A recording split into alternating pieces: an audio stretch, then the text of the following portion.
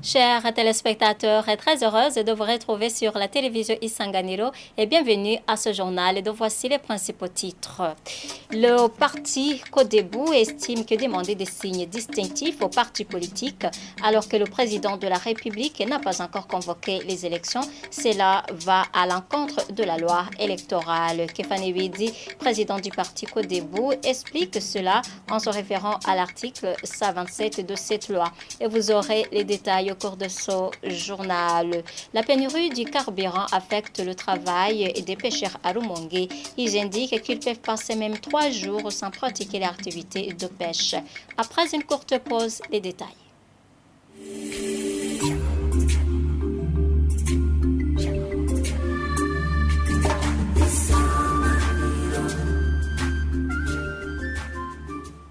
Encore une fois, bienvenue à ce journal. Et je vous le disais en titre, le parti Codebou estime que demander des signes distinctifs aux partis politiques alors que le président de la République n'a pas encore convoqué les élections, cela va à l'encontre de la loi électorale. Kefane Widi, président du parti Codebou, explique cela en se référant à l'article 127 de cette loi. Il ajoute que demander des signes distinctifs avant que le chef de l'État n'ait appelé la population à participer aux élections pourrait viser à exclure les indépendants ou certaines coalitions de la compétition électorale. Il demande à la commission électorale CENI de respecter la loi électorale suivie.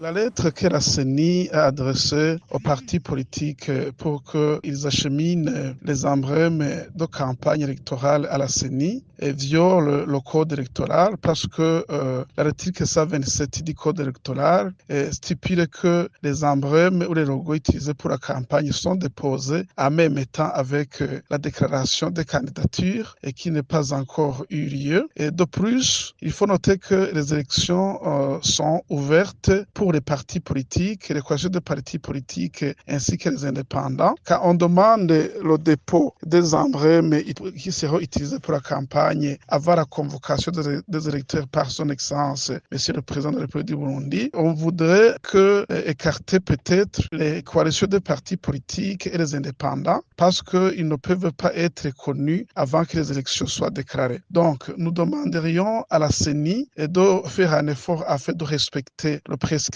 du code électoral dans la démarche qu'elle est en train de suivre, mais aussi qu'elle attende que ceux qui veulent se faire élire en qualité d'indépendants ou de coalition puissent se constituer afin de déposer les emblèmes ou les logos qui sont utilisés pour la campagne en même temps que la déclaration de candidature telle que la loi le prévoit. Au cas contraire, la CENI risque de créer des conséquences graves ici à cet acharnement qu'elle manifeste dans la conduite de ce processus électoral.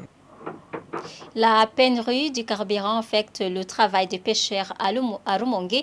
Ils indiquent qu'ils peuvent passer même 3 jours sans pratiquer l'activité de pêche. Au sein de la Fédération des pêcheurs et fournisseurs de poissons, leur propose qu'ils fassent partie du comité chargé de la distribution du carburant. Mais le chef du cabinet du gouverneur de Rumongue accuse ces derniers de faire une spéculation d'une certaine manière. Francine Diokogai.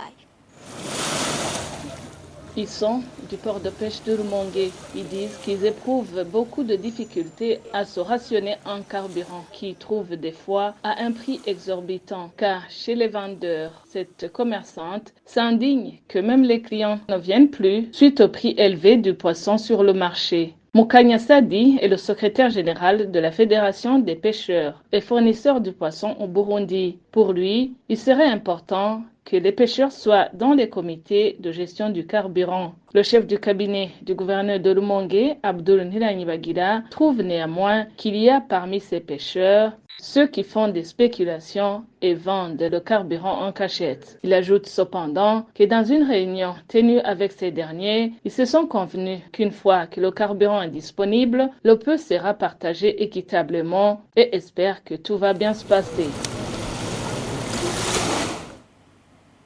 Certains habitants du sud de la capitale de Bujumbura se plaignent qu'ils n'arrivent plus à avoir les produits Brarudi très facilement. Ces produits ont augmenté de 500 à 2000 francs au Burundi. Au moment où les consommateurs demandent le respect des prix, les vendeurs demandent à la Brarudi de rendre disponible plus de produits. Le point avec Sheila Irambona.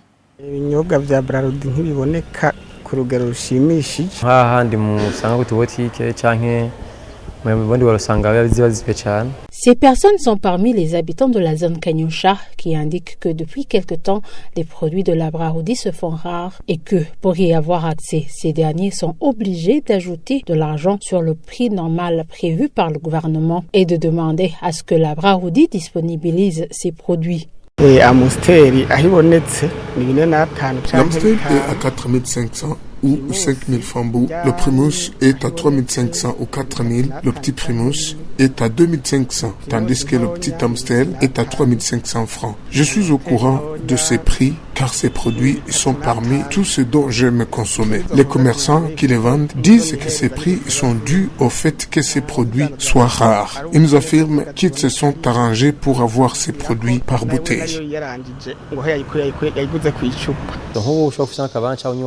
Il peut arriver une situation où on peut avoir une fête ou avoir soif et qui n'ait pas accès à ces produits. Cela peut te consommer énormément pour les avoir. On demande à la Brarudi de disponibiliser ces produits en grande quantité, au lieu d'approvisionner par exemple le Kanyosha seulement, sans le faire à Musaga et vice-versa. Une demande également faite par un des commerçants de cette localité qui déplore des pertes et confirme que la rareté de ces produits fait qu'il y ait certains commerçants qui ajoutent ces montants car ils se sont approvisionnés par bouteille chez les détaillants. Si je considère le nombre de clients que nous recevons, je ne pense pas qu'on nous approvisionne en quantité suffisante, mais nous écoulons ces produits comme nous les avons reçus. Par rapport au montant que nous ajoutons au prix officiel, nous le faisons après avoir averti nos clients. Nous faisons face à des pertes car les clients reviennent sur leur pas s'ils ne trouvent rien ici. Nous demandons à la Brarudi de disponibiliser ces produits pour que ceux qui veulent puissent y avoir accès. Cette situation qui se présente dans la zone Kanyosha se présente également dans la zone Musaga. Hors micro, les consommateurs et commerçants, tous ont plaidé à ce que la Brarudi fasse quelque chose pour trouver une solution par rapport à ce problème. À l'international, en RDC, le M23 prend Kamandi et Jite depuis ce dimanche dans le Nord Kivu, tandis que la diplomatie progresse à Luanda. Selon Africa News, plus de 35 000 habitants fuient les bombardements. Images et commentaires. En République démocratique du Congo, les rebelles du M23 soutenus par le Rwanda ont pris le contrôle de la ville de Kamandi-Jite dans le Nord Kivu ce dimanche. Après une attaque surprise contre les miliciens Wazalendo alliés à l'armée congolaise, les combattants du M23 bien équipés se sont rapidement emparés de cette localité de 35 000 habitants, provoquant des déplacements de population. De nouveaux combats ont été signalés dans les régions environnantes, notamment à Massissi et Kamandi-Port. Parallèlement, quelques progrès diplomatiques ont été accomplis dans le processus de paix de Luanda où les experts congolais et rwandais, encadrés par la médiation angolaise, se sont accordés sur un plan de désengagement militaire et de neutralisation des forces démocratiques de libération du Rwanda. Un accord validé par les experts mais nécessitant encore l'approbation des ministres des Affaires étrangères des deux pays lors d'une session prévue le 16 novembre. Un mécanisme de vérification renforcé, piloté par l'Angola, avec des officiers de liaison de la RDC et du Rwanda, sera officiellement lancé le 5 novembre à Goma pour surveiller les frontières des deux pays. Eh bien, chers téléspectateurs, c'est la fin de ce journal. Merci à tous de l'avoir suivi et bonne suite des programmes de la télévision Isanganiro.